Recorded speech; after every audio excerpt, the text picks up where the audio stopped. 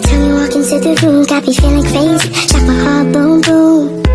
Any other boy would stare, but me I look away, cause you're making me scared. Trying not to breathe, 1, 2, 3. Assalamualaikum warahmatullahi wabarakatuh. Perkenalkan, nama saya Mira. Saya dari kampus Setip Hapa, jurusan MPI semester 4.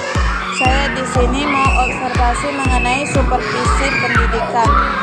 Jadi sebelum itu saya ingin bertanya tentang biodata ibu dan manajemen pembelajaran di Arul Zadi mengenai nama ibu.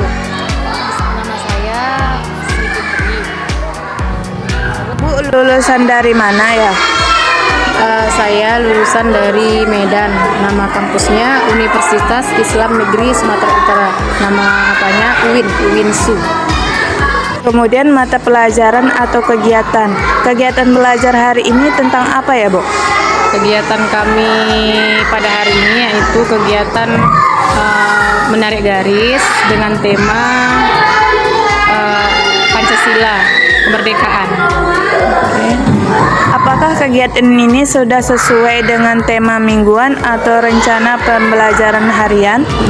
Tema kami ini udah masuk di tema mingguan. Di tema mingguan itu kami membaginya lagi di tema harian, namanya RPPH. Pertama itu kan RPPM. RPPM dibagi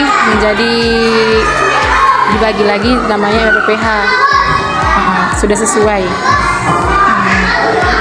Di kelas, kemudian kelas berapa Ibu mengajar? Saya di kelas 4B. Nama kelasnya kelas Patona. Anak-anak di kelas ini seperti apa, Bu? Bermacam-macam, ada yang aktif, ada yang memang dia baik, maksudnya baiknya itu kayak mana ya, dia duduk baik, duduk mendengarkan saya, ada yang ketika saya mengajarkan ada yang lompat-lompat, main-main, ada yang golek, kayak gitu, bermacam-macam anaknya. Kemudian kebijakan dari materi ini atau pemerintah. Ibu sudah tahu belum tentang kebijakan PAUD terbaru dari Kemendium, misalnya tentang transisi PAUD ke SD? Saya sudah tahu transisinya tadi kan dari PAUD ke SD. Jadi di PAUD itu kan anak-anak diajarkan untuk mandiri gitu kan, disiplin untuk mempersiapkan nanti pas masuk SD. Gimana pendapat Ibu tentang kebijakan itu? Apakah sudah mulai diterapkan di kelas? Sudah mulai saya terapkan di kelas kepada anak-anak, ada yang sudah bisa dan sebagian masih dalam proses. Kemudian kurikulum. Sekarang pakai kurikulum apa? Ya, Merdeka.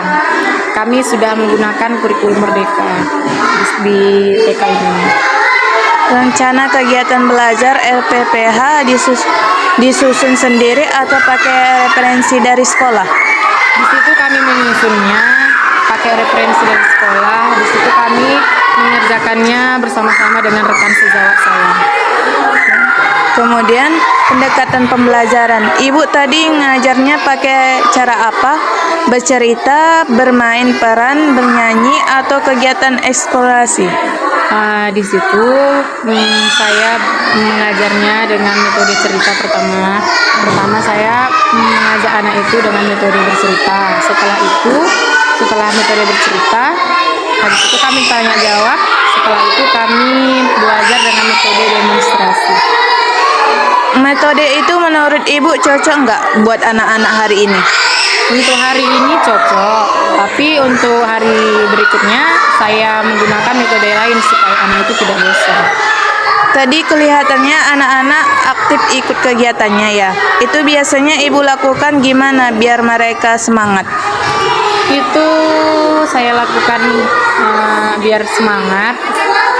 Karena kan gini, sebelum saya mengajar itu ataupun masuk ke kelas itu, saya kan sudah mengetahui